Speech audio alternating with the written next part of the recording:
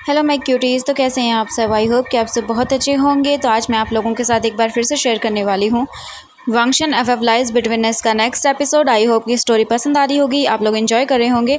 तो चलिए next episode की स्टार्टिंग करते हैं। उससे पहले वाले एपिसोड में हमने देखा था कि वांग जी वीजिंग को फोर्सफुली ले आया था गुसू, एंड इसके बाद वांग जी ने वीजिंग को अपने पैलेस पर रखा था। वांग जी के जाने के बाद वीजिंग को जो सर्वेंट्स थे वो खाना सर्व कर देते हैं।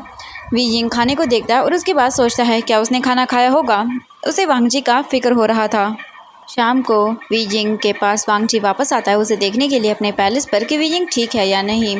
इसके बाद हम देखते हैं वांग जी वीजिंग को देखता है एंड अभी वीजिंग बैठा हुआ था, वांग जी की चिंता कर रहा था। बट जैसे ही वो देखता है कि वांग जी आ चुका है, वीजिंग ऐसे प्रिटेंड करता है कि जैसे भाई उसे तो कोई केयर ही नहीं थी। एंड वांग जी वीजिंग को देखता है, वीजिंग बैठा हुआ था। वांग जी देखकर बोलता है तुम ठीक हो?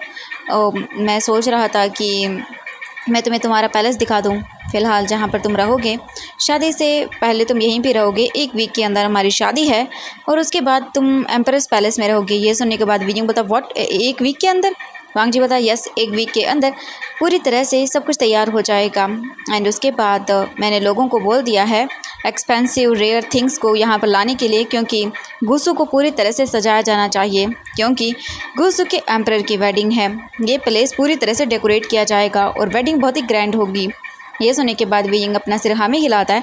वांग जी वहीं पर बैठ जाता है और वो पानी पीता है। इसके बाद वीजिंग वांग जी को देखता है। फिर वीजिंग सोचता है किचन को देखने के बाद क्या उसे टी प्रिपेयर करनी चाहिए।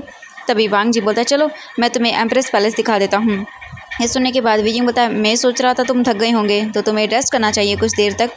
ये सुनने के बाद वांग जी वीजिंग को देखता है और एक स्माइल के साथ कहता है ओह तो तुम्हें मेरी परवाह हो रही है। क्या बात है, ये जानकर मुझे बहुत खुशी हुई कि मेरी वाइफ मेरी केयर कर रही है। वीजिंग बता नो वे, मुझे और तुम्हारी फिक्र बिल्कुल नहीं, मेरा पैलेस दिखाओ मुझे। एंड ये सुनने के बाद वांग जी बोलता ठीक है। एंड इसके बाद वांग जी वीजिंग को साथ पैलेस से लेकर बाहर आता है। एंड नाउ इसके बाद वो साइड में चलने लगते हैं दूसरे पैलेस की ओर। एंड इसके बाद वांग जी उसे वो दिखाने वाला था, क्योंकि जब किसी भी एम्परर की शादी होती है तो उसकी एम्प्रेस यहीं पर रहती है। लैनी भी यहीं पर रही थी। एंड अब उनकी मैरिज के बाद अब वो वीजिंग रहेगा यहाँ पर, क्योंकि मैडम लैनी किंग हैंगजन के साथ रही थी शादी के बाद, और अब वीजिंग रहेगा वांग जी के साथ।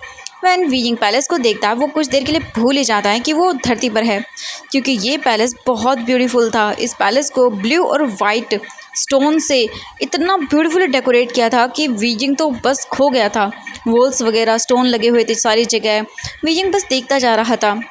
वांग जी वीजिंग को पैलेस के अंदर लेकर आता है और वो वीजिंग को सब चीज़ दिखाता है। मेन हॉल दिखाता है, dressing room, prayer room, garden दिखाता है जो कि कोर्टयार्ड में था। एंड वहाँ पर कर्टेन्स एकदम सिल्की थे। ये एकदम हिस्टोरिकल एम्परस रेजिडेंस था, जहाँ पर हम बोल सकते हैं कि क्वीन रहा करती थी सेंचुरीज से। जो भी किंग मतलब था हुआ था यहाँ पे जितने भी, वो सारे के सारे अपनी क्वींस के साथ यहीं रहा करते थे। एंड ये काफ़ी ज़्यादा ब्यूटीफुल था। एंड बेडरूम के अंदर देखते हैं बेड काफ़ी ज़्यादा बड़ा था।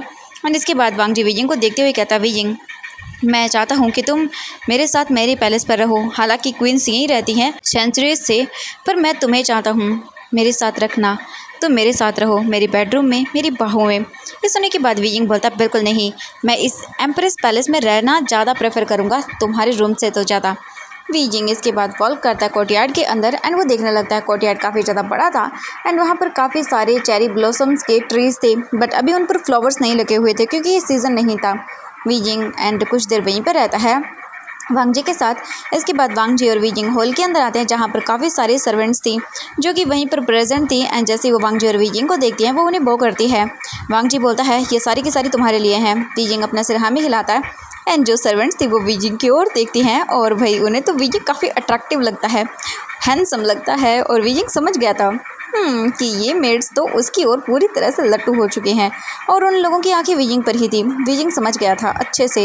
एंड वीजिंग उनको देखता है, वो विंक करता है उनकी ओर एंड उनके साथ फ्लर्ट करता है, जानबूझकर उनकी ओर आंख मारता है। एंड उसके बाद वो सर्वेंट्स जो है ना बहुत बुरी तरह से, जितनी भी गर्ल्स थी वो बोल सकती है शर्माने लगती हैं और सभी के सभी वीजिंग के बारे में गॉसिप करना स्टार्ट कर देती है। वीजिंग कितना हैंडसम है, कितना ब्यूटीफुल है, बस उसके बारे में बातें कर रही थी। एंड वांग जी जैसे ही देखता है ये सब तो उसका तो भैया खून खोल जाता है। उसको तो ऐसा लग रहा था जैसे भैया भी जल रहा हो। वांग जी घूर कर उन सारे के सारे सर्वेंट्स को देखता है। एंड इसके बाद वांग जी उनको वार्न करते हुए कहता है तुम्हारा काम है तुम्हारी फ्यूचर एम्प्रेस को पूरी तरह से सर्व करना। अगर मुझे तुम्हारे बारे में कोई भी कंप्लेंट मिली ना तो तुम सबको जेल में डलवा दूंगा। एंड इसके बाद वांग जी वियिंग को देखते हुए कहता है, और तुम वियिंग फ्लर्ट मत करो, समझ आया ना। वियिंग बोलता ओके ओके ठीक है, नहीं कर रहा हूँ। इसके बाद वांग जी को अभी भी इनसिक्योरिटी थी कि वियिंग श्योरली इनके साथ तो फ्लर्ट करेगा ही करेगा। एंड अगर वियिंग के ऊपर नहीं थी ना तो वांग जी को डाउट था इन सर्वेंट के ऊपर।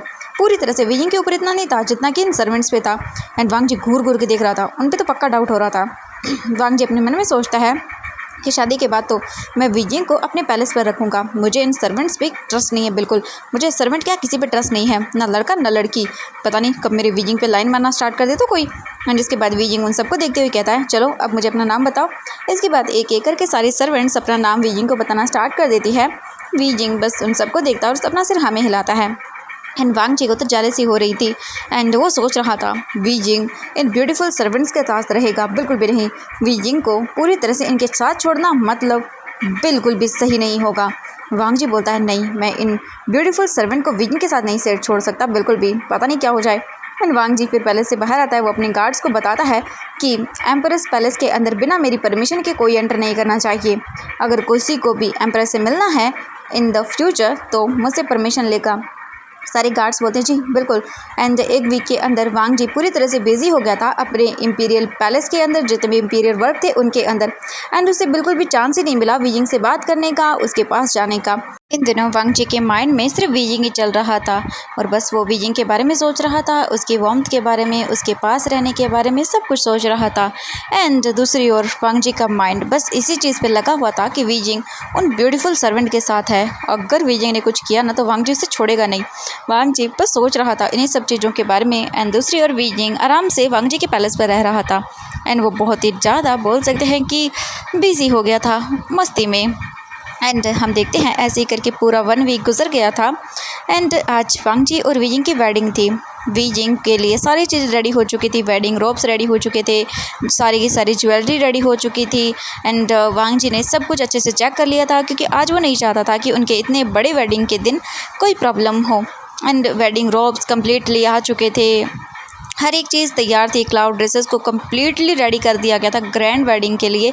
सारी शॉपिंग्स हो चुकी थी एंड काफ़ी सारी एक्सपेंसिव थिंग्स बोल सकते हैं पास के जो राज्य थे उनसे लाई गई थी। गुसू के अंदर काफ़ी सारे एक्सपेंसिव कर्टेंस थे, गिफ्ट्स थे, सिल्क रोब्स थे, ज्वेलरी थी एंड काफ़ी रेयर जेड्स के स्टोन्स थे, यूनिक जो थिंग्स थी ना वो सारी की सारी लाई गई थी। एंड वांग जी ने बोल सकते लायन सुजुई को बता दिया था कि सब कुछ चेक करो, कोई गलती नहीं होनी चाहिए। एंड उसके साथ डिस्कस करके वो अपने रूम से बाहर निकल के आता है। एंड नाउ इसके बाद हम देखते हैं तभी वांग लिंगजाओ वांग जी के सामने आती है और बोलती वांग जी मुझे आपसे कुछ पर्सनल में बात करी थी, आप मेरे साथ चलेंगे। वांग जी देखता है वांग लिंगजाओ को और अपना सिर हमें हिलाता है। एंड नाउ इसके बाद वांग लिंगजाओ जो है ना वांग जी को लेकर एक रूम के अंदर आती है। एंड नाउ इसके बाद हम देखते हैं वांग लिंगजाओ डोर को बंद करती है और उसे लॉक करती है और फिर वांग जी की ओर टर्न करती है। आज वो कुछ ज़्यादा ही अच्छे से रेडी हुई थी एंड काफ़ी ब्यूटीफुल लग रही थी। उसने अपने फेस के ऊपर काफ़ी अच्छे से मेकअप भी अप्लाई किया हुआ था। एंड नाउ उसने काफ़ी आई कैचिंग ड्रेस पहनी हुई थी, ऐसा लग रहा था जैसे काफ़ी बोल सकते उसकी बॉडी विजिबल हो रही थी, दिख रही थी। एंड इसके बाद वो अपने स्टेप को वांग जी की ओर करती है और अपने आफ्टर रोब को रिमूव कर देती है। एंड वांग जी वांग लिंगजाओ को घूर घूर के देखता है। अभी वो सिर्फ ओनली अपने इनर क्लॉथ के अंदर थी। वांग जी गुस्से में उसे देखते हुए कहता है तुम्हें शर्म आनी चाहिए। एंड ये सुनने के बाद वांग लिंगजाओ कहती है कि हैंग वांगचुन मैं आपको पसंद करती हूँ, आपसे प्यार करती हूँ, उससे शादी मत करिए प्लीज़, उसे अपनी सेकंड चॉइस बनाइए और मुझे अपना बना लीजिए। मैं आपको पहले ही अपनी फीलिंग्स के बारे में बताना चाहती थी बट मुझे कभी टाइम नहीं मिला, आप लोग बहुत बिजी थे अपने काम्स के अंदर। आप प्लीज़ ना मुझे एक्सेप्ट कर लीजिए, मुझे आपसे प्यार है बहुत ज़्यादा, प्लीज़ आई लव यू लन वांग जी, प्लीज़ मुझसे शादी कर लो और मुझे अपना बना लो, मैं तुम्हारे बिना नहीं रह सकती हूँ, प्लीज़ मुझे सब तरह से अपना बना लो। एंड इसके बाद वांग जी उसे गुस्से में देखता है और कहता है तुम मेरी बहन हो, तुम मेरे अंकल की डॉटर हो, तुम ऐसी चीज़ें सोच भी कैसे सकती हो, तुम्हारा दिमाग ख़राब हो गया है क्या? मैं तुम्हें रिजेक्ट करता हूँ और कभी इसके बाद मुझे वांग जी गगा मत बुलाना, तुम ये अधिकार खो चुकी हो वांग जी गुस्से में उसको देखता है, दांत पीसता है और डोर ओपन करके निकल जाता है वहाँ से। वांग लिंगजाओ तभी अचानक से वांग जी डोर के पास गए था, डोर ओपन करके वो जाने वाला था, तभी वो उसे हग कर लेती है पीछे से और बोलती, वांग जी गगा प्लीज़ ऐसा मत करिए ना, मुझे अपना बना लीजिए। बट वांग जी उसके हाथों को छुड़वाता है, वो इसे धक्का देता है एंड वांग लिंगजाओ बस देखती रह जाती है। वांग जी एक बार भी मुड़कर नहीं देखता और वो बस वहाँ से निकल जाता है। इसके बाद वांग लिंगजाओ तो चिल्ला कर कहती है, वांग जुन मैं तुम्हें पसंद करती हूँ, प्लीज़ मत जाओ ऐसे। बट इसका कोई फ़ायदा नहीं हुआ। वांग लिंगजाओ बुरी तरह से रोती है। वांग जी तो एक बार भी मुड़कर नहीं देखता एंड वो बहुत ही गुस्सा था। वांग लिंगजाओ गुस्से के अंदर पूरे रूम के सामान को तोड़ने लगती है। वांग जी इम्पीरियस पैलेस आता है, यानी कि जो वीजिंग रहता था वहाँ पे आता है किसी को बिना इन्फॉर्म किए हुए, और वो सीधा चला जाता है कोर्टयार्ड के अंदर। जैसे ही वो जाता है वहाँ पे शॉक वीजिंग अभी अपने जो उसने पहने हुए थे पजामास उसको फोल्ड करके अपने पैरों को पानी में डिप करते हुए बैठा हुआ था एंड वीजिंग तो काफ़ी स्माइल कर रहा था। एक सर्वेंट वीजिंग को जो है ना हम बोल सकते हैं अंगूर खिला रही थी और दूसरी वीजिंग के शोल्डर को मसाज दे रही थी और वीजिंग के फेस के ऊपर फेस पैक लगा हुआ था हर्बल वाला, ताकि वीजिंग का चेहरा चमक जाए शादी के डे। एंड वो सर्वेंट्स वीजिंग के साथ बात कर रही थी स्माइल करते हुए। एंड इसके बाद एक सर्वेंट को देखते हैं जो कि वीजिंग को शोल्डर पर मसाज देते हुए कहती है, टुमारो आपकी वेडिंग है बट प्लीज़ आप शादी के बाद यही रहिए ना, आप कितने अमेजिंग हो, मुझे बहुत अच्छा लगता है आपसे बात करके, मैं तो आपसे नॉन स्टॉप बातें कर सकती हूँ। एक सर्वेंट स्माइल करते हुए कहती है, वीजिंग बता आई नो मुझे पता है, मुझे तुम लोग बहुत मिस करने वाले हो, मैं हूँ ही इतना चार्मिंग, क्या करूँ। हाँ सच में मुझे तो बहुत अच्छा लग रहा है, मैं हैंग वांग जुन से बात करूँगा इस बारे में। इसके बाद एक दूसरी सर्वेंट कहती है, मास्टर सच में आप मोस्ट हैंडसम और चार्मिंग पर्सन हो, मैंने अपनी लाइफ में आपसे हैंडसम और चार्मिंग इंसान नहीं देखा, मैं तो आपके साथ सच में पूरा दिन बात कर सकती हूँ। एंड इसके बाद वीजिंग भी उनको देखता है, हंसने लगता है। एंड हम दूसरी ओर वांग जी को देखते हैं जो ये सब देखने के बाद गुस्से से आग बबूला हो जाता है। वांग जी गुस्से में वो डेंजरस वॉइस में कहता है, वीजिंग। एंड वो सर्वेंट्स जो है ना वो बेचारी देखने लगती है, उसे बहुत ही गुस्सा आ गया था कि वीजिंग इन सर्वेंट के साथ इतना क्लोज और टची। हाँ एंड जैसे ही वो लोग वांग जी की वॉइस सुनते हैं सभी लोग जो है ना वो अलर्ट हो जाते हैं। वीजिंग तो अपनी आंखों को टाइट करके बंद कर लेता है, जितने भी सर्वेंट्स थी वो वीजिंग से दूर हो जाती हैं। वांग जी आता है वहाँ पर एंड सर्वेंट्स जो है ना वो वीजिंग को एंड वांग जी को ग्रीट करती हैं। वांग जी बोलता है, जाओ यहाँ से, एंड सभी की सर्वेंट्स तुरंत ही वहाँ से भाग जाती हैं। एंड अभी वांग जी और वीजिंग ही थे यहाँ पर, उनके अलावा कोई नहीं था। वांग जी वीजिंग का फेस क्लियरली नहीं देख सकता था क्योंकि वीजिंग के फेस के ऊपर मास्क लगा हुआ था। वांग जी बोलता, वीजिंग मेरी तरफ देखो। वीजिंग अपनी आइज़ ओपन करता है एंड उसके बाद वांग जी को देखता है। वांग जी का तो खून खोल रहा था। अब बेचारे वांग जी को कौन बताए कि असल वीजिंग तो ऐसा ही है, फ्लर्ट करने वाला और हंसते रहने वाला, स्माइल करने वाला। वो तो वीजिंग था ही नहीं कभी उन लोगों के अंदर, भले ही वीजिंग की सोल मतलब कि वीजिंग था उनके अंदर, बट असली वीजिंग तो कभी आया नहीं वांग जी के सामने। असली वीजिंग तो अब आ रहा है वांग जी के सामने, जो कि कितना फ्लर्टी है वांग जी को अब पता चलेगा। वीजिंग तो शॉक हो गया था वांग जी को यहाँ पर देखने के बाद। इसके बाद वांग जी वीजिंग के पास आता है और उसके बाद कहता है, वीजिंग मैंने तुमसे नहीं कहा था क्या इन सर्वेंट्स के साथ फ्लर्ट मत करना। हाँ एंड वांग जी के चेहरे पर साफ जालिसी नज़र आ रही थी। एंड इसके बाद वीजिंग कहता, हाँ लन वांग जी तुम ऐसे कैसे सोच सकते हो, मैं इनके साथ फ्लर्ट बिल्कुल भी नहीं कर रहा था, वो तो बस मेरा मेकओवर कर रही थी, और टुमारो वैसे भी हमारी वेडिंग है एंड तुम जानबूझकर मैस क्रिएट कर रहे हो। हाँ तुम्हें क्या लगता है, तुम क्या सोच रहे हो, मैं इन सर्वेंट्स के साथ फ्लर्ट करूँगा ये जानने के बाद कि मेरी शादी तुमसे हो रही है। हाँ ऐसा कैसे हो सकता है, तुम ना बहुत गलत सोच रहे हो। वांग जी भी वीजिंग के पास चेयर पर बैठ जाता है एंड वो पॉजेसिवली वीजिंग के पास ही बैठ जाता है और उसे देखने लगता है। एंड वांग जी का जल्दी से वीजिंग हाथ पकड़ लेता है, वांग जी हाथ पकड़ता है वीजिंग का एंड बस उसे देखने लगता है। एंड इसके बाद वीजिंग कहता है, तुम्हें शादी से पहले मुझसे मिलने के लिए नहीं आना चाहिए, जाओ यहाँ से। वांग जी कहता है, 1 वीक हो गया है जब मैंने तुम्हें नहीं देखा है, प्लीज़ मुझे कुछ देर यही रहने दो, मुझे चांस मिला है तो मुझे तुम्हारे साथ रहना है। एंड नाउ इसके बाद वो कुछ भी नहीं बोलता। वीजिंग कहता है, ठीक है जो करना है वो करो।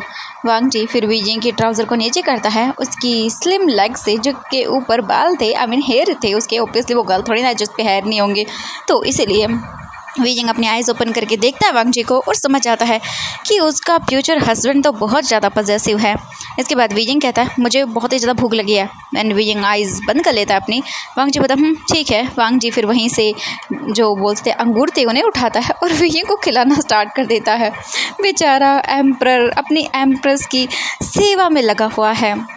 एंड इसके बाद हम देखते हैं वांग जी वियिंग को देखते हुए कहता है, वियिंग आज यहाँ पर एक फंक्शन है प्री वेडिंग का, ठीक है, तो तुम्हें ज्वाइन करना होगा। According to the ritual bride अपना चेहरा नहीं दिखा सकती है फंक्शन में, तो तुम्हें वेल को वियर करना होगा। वियिंग बोलता है फंक्शन इंटरेस्टिंग है। वांग जी कुछ देर वियिंग के साथ स्पेंड करता है एंड नाउ इसके बाद वांग जी अपने बहुत से काम करने के लिए वापस चला जाता है। अब नाइट को देखते हैं, एक बहुत ही बड़ा फंक्शन यहाँ पे ऑर्गेनाइज़ किया गया था। सभी लोग हॉल में इकट्ठा हो चुके थे, सभी गार्ड्स वहाँ पे जो बोल सकते हैं थे वो पहरा दे रहे थे एंड बहुत सारे गेस्ट इनवाइट किए गए थे वेडिंग के लिए, यहाँ पर वो भी आए हुए थे। लैन सिचन शाओ यू भी वहाँ पर आते हैं। लैन सिचन जो है ना अभी व्हील चेयर पर बैठे हुए थे, क्योंकि वो बोल सकते हैं कि ज़्यादा टाइम तक अभी खड़े नहीं हो सकते थे। अभी ठीक तो हो रहे थे बट इतना नहीं बोलेंगे कि वो खड़े हो रहे थे। एंड वैसे भी उन्होंने अपने भाई को काफ़ी लंबे टाइम से नहीं देखा था, तो वो इसे देखने के लिए यहाँ पर आ चुके थे। एंड हम देखते हैं शाओ यू को जब पता चला था कि जो जियांग याली है उसकी डेथ हो गई है, तो उसकी हालत बहुत ख़राब हो गई थी एंड वो टॉलरेट नहीं कर पा रही थी, वो डिप्रेशन के अंदर चली गई थी साथ में। एंड आज ये प्री वेडिंग फंक्शन था, तो शायद इसकी वजह से उसे थोड़ा लाइट फील हो, उसका मूड थोड़ा ठीक हो जाए। वांग जी हॉल के अंदर आ चुका था लैन से जोई के साथ एंड म्यान म्यान भी थी। वांग लिंग जाओ भी दूर खड़ी हुई थी एंड वो तो उन चारों के चारों लोगों को घूर घूर के देख रही थी। वांग जी मेन डोर की ओर देखता है एंड बस उसकी आइज़ भी वियिंग को ढूंढ रही थी। वो जानता था कि आज वो उसका फेस नहीं देख पाएगा, बट उसके पास तो बैठेगा ना, बस यही उसे काफ़ी सुकून देने वाला था। कुछ ही टाइम के अंदर वियिंग हॉल के अंदर एंटर करता है अपने 2 सर्वेंट के साथ एंड उसके चेहरे पर वेल लगा हुआ था। मैरिज से पहले वो अपना चेहरा नहीं दिखा सकता, सिर्फ वांग जी ही है जो उसका चेहरा देख सकता है, वो भी वेडिंग नाइट को। ये एक रिचुअल्स है लैन फैमिली का। वांग जी वियिंग को देखता है एंड वेल की वजह से फेस तो नहीं देख पाता, बट उसे वो ग्रीट करता है वियिंग भी। एंड अलग सी हैप्पीनेस थी वांग जी के अंदर और वियिंग के अंदर भी। एंड दोनों पास आते हैं, फिर वाइन का कप होल्ड करते हैं, क्योंकि ऑब्वियसली वाइन दोनों को बहुत ही पसंद है। वियिंग भी दूसरी सीट पर बैठ जाता है जो कि वांग जी के सामने थी। एंड इसके बाद सभी लोग क्यूरियोसिटी से वियिंग को ही देखने लगते हैं। एक पर्सन कहता है, ये तो मेल है ना। एंड इसके बाद वांग जी बोलता है, हाँ मैं आप सभी को इंट्रोड्यूस करवाता हूँ मेरी फ्यूचर वाइफ से और आप सभी की फ्यूचर एम्प्रेस से, जो कि गुसु की बनने वाली है।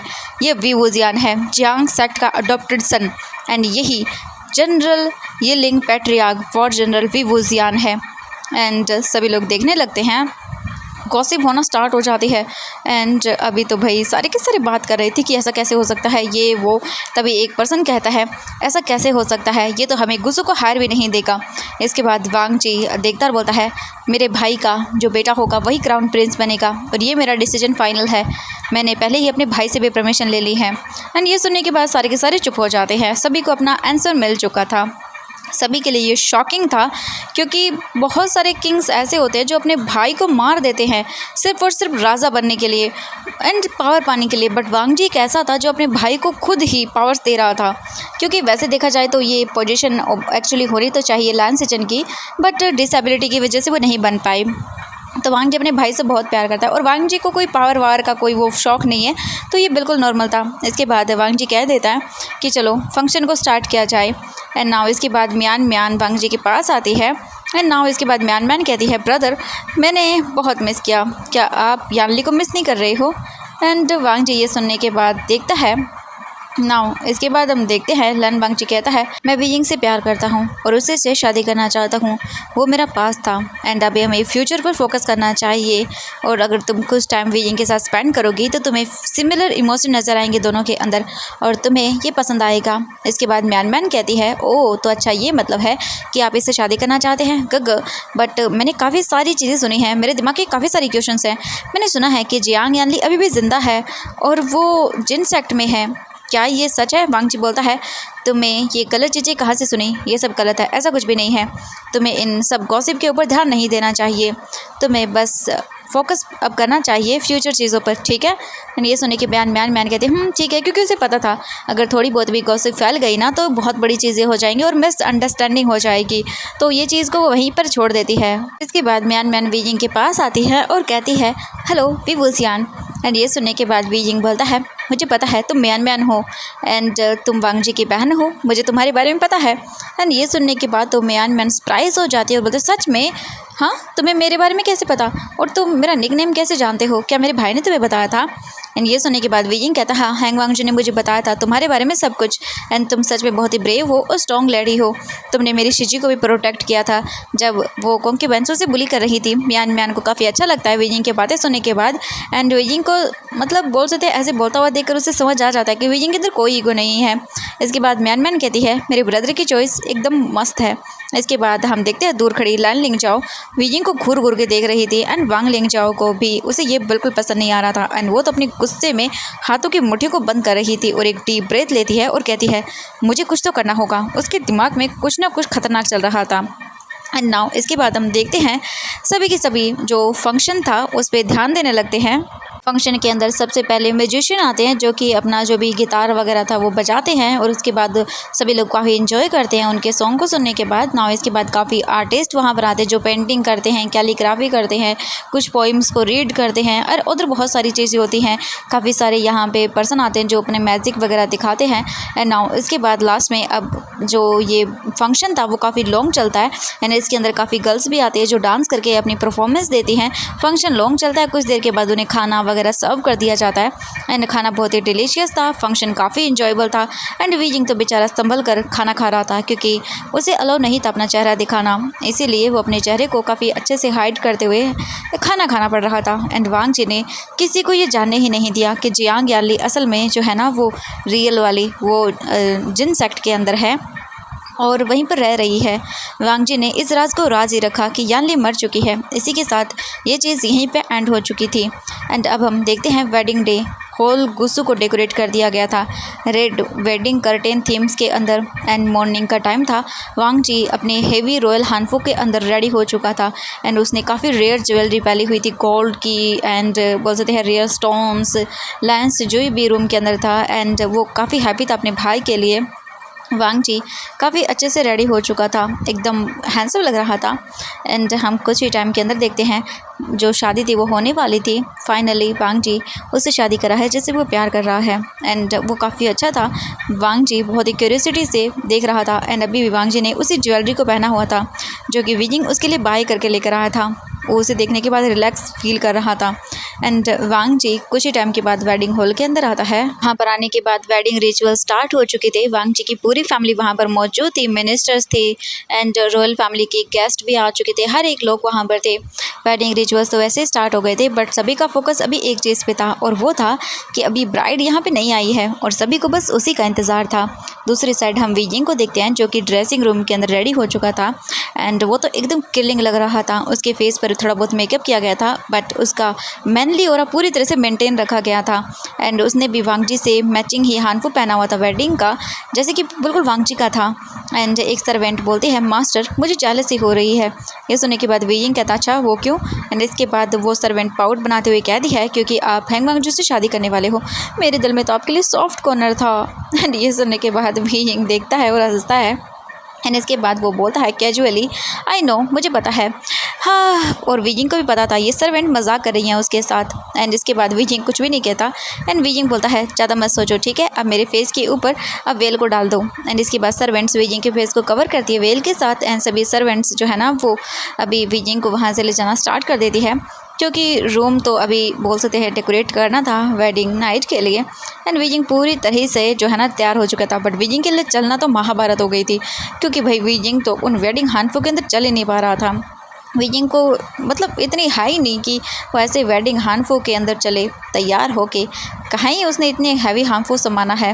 बट अब क्या ही करे, इस टाइम पर बहुत सारे क्वेश्चंस थे दोनों के ही माइंड में चल रहे थे, एंड बस वो उन सभी चीज़ों के बारे में सोच रहा था। काफ़ी सारे इमोशंस भी थे उसके माइंड के अंदर। इसके बाद वीजिंग धीरे धीरे करके वांग जी की ओर चलना स्टार्ट कर देता है। म्यान म्यान वीजिंग के पास आती है, वीजिंग का हाथ पकड़ती है, और उसके बाद वो वांग जी के पास उसे लेकर आती है। फिर वो वीजिंग का हाथ वांग जी के हाथ में देती है। वांग जी के हाथ में हाथ देकर म्यान म्यान साइड हो जाती है। वांग जी जेंटली वीजिंग का हाथ पकड़ता है, और इस टाइम पर वांग जी के फेस के ऊपर एक जेंटल स्माइल थी और उसकी आंखें टेढ़ी हो गई थी। एंड लानी वांग जी के हाथों में एक सिल्क क्लॉथ देती है। इसके बाद वो वांग जी को जो है ना पकड़ाने के बाद साइड हटती है। वो कपड़ा वीजिंग भी पकड़ता है ना। इसके बाद उनकी वेडिंग के रिचुअल स्टार्ट होते हैं। वीजिंग और वांग जी अपने वॉल्स को कंप्लीट करते हैं। सबसे पहले वो अर्थ और हेवन को बो करते हैं, फिर अपने वॉल्स के एल्डर्स को बो करते हैं, देन इसके बाद वो एक दूसरे को बो करते हैं। एंड नाउ इसके बाद वांग जी और वी जिंग वाइन के कप्स को अपने हाथों में लेते हैं और एक दूसरे को वाइन पिलाते हैं। वी जिंग पूरी तरह से अपना वेल रिमूव किए हुए बोल सकते हैं बिना अपने वाइन को कंप्लीट करता है एंड वांग जी जानबूझकर वी जिंग के लिप्स को टच करता है एंड वी जिंग की बॉडी में गूज बम्स आ जाते हैं, बट वो शांत रहने की कोशिश करता है। वी जिंग विस्पर करते हुए कहता है वांग चुन। वांग जी कप को टेबल पर रखता है और अपनी उसी फिंगर को लिक करता है जिससे उसने वी जिंग को टच किया था, उसके लिप्स को टच किया था एंड वो टेस्ट करता है। वी जिंग के लिप्स पे लिपस्टिक लगी हुई थी, टेस्टी लग रही थी। एंड इसके बाद अदर वेडिंग के रिचुअल स्टार्ट होते हैं एंड धीरे धीरे करके सारे वेडिंग रिचुअल्स हो रहे थे। नाउ अभी ऑफिशियली पूरी तरह से वी जिंग लैंस बन चुका था, गुसू की एम्प्रेस बन चुका था एंड अभी वी जिंग का नाम ऑफिशियली लैन वुजियान हो गया था।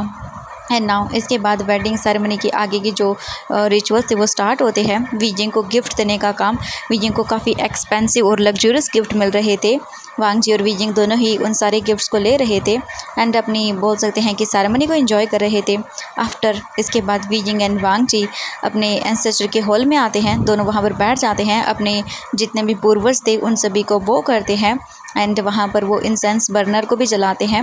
वी जिंग अपने दोनों हाथों को जोड़कर रिमेंबर करता है अपने पेरेंट्स को एंड इसके बाद वी जिंग अपने मन में सोचता है मदर फादर आज मैं शादी कर चुका हूँ लैन वांग जी से, आई होप कि मेरा फ्यूचर अच्छे से होगा एंड देन उसमें कोई प्रॉब्लम्स नहीं आएगी, सारी चीज़ें बहुत ही हेल्दीली अच्छे से हो जाएंगी।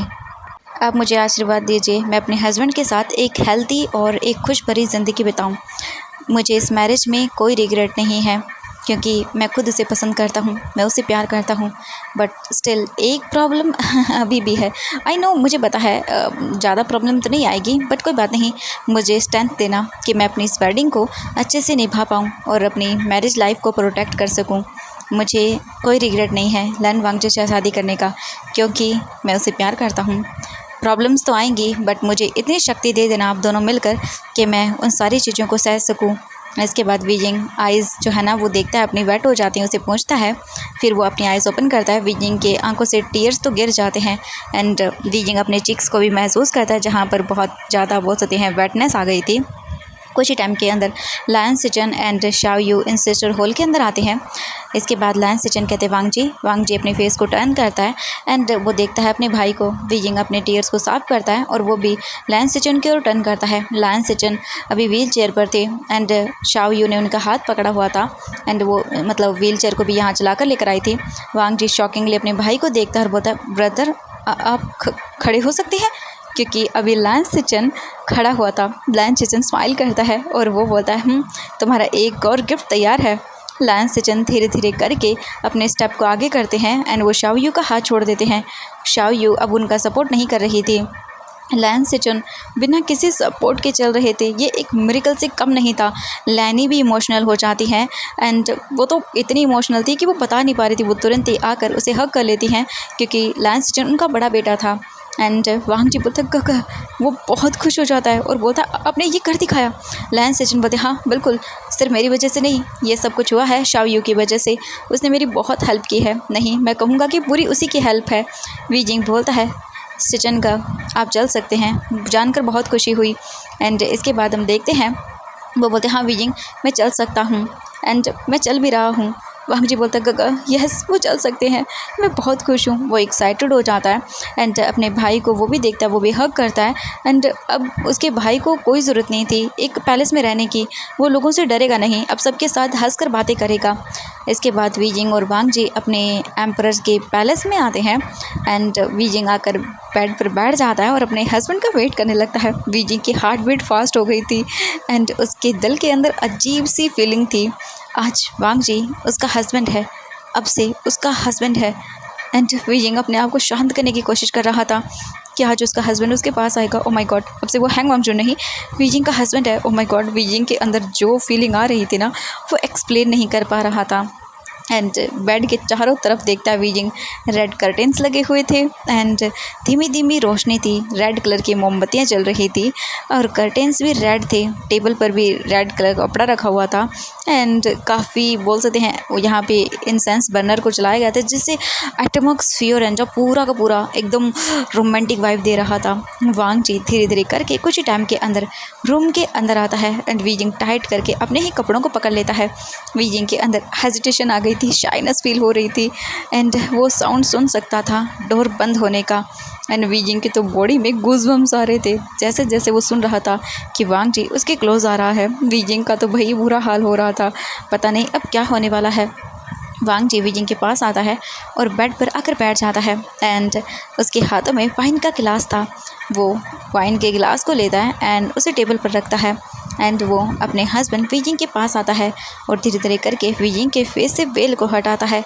एंड जैसे ही वीजिंग का वेल हटता है, वांग जी के सामने वीजिंग का ब्यूटीफुल फेस था एंड वांग जी उसे देखते हुए एक ब्यूटीफुल वॉइस में कहता है वीजिंग।